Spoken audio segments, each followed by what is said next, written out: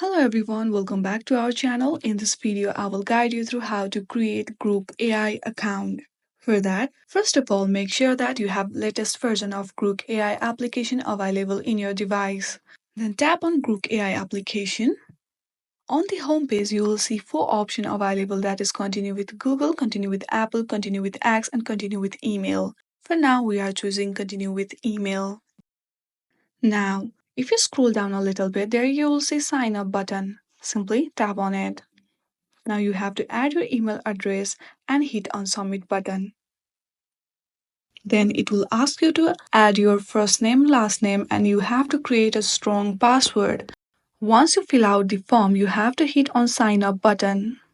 Now you have to verify your email. For that, open your Gmail account and make sure that you have logged into your account. Now, under the verification mail, you will see validate my email address option available. Simply tap on it. Once you tap on it, go back to your Grok AI application and you have successfully created your Grok AI account.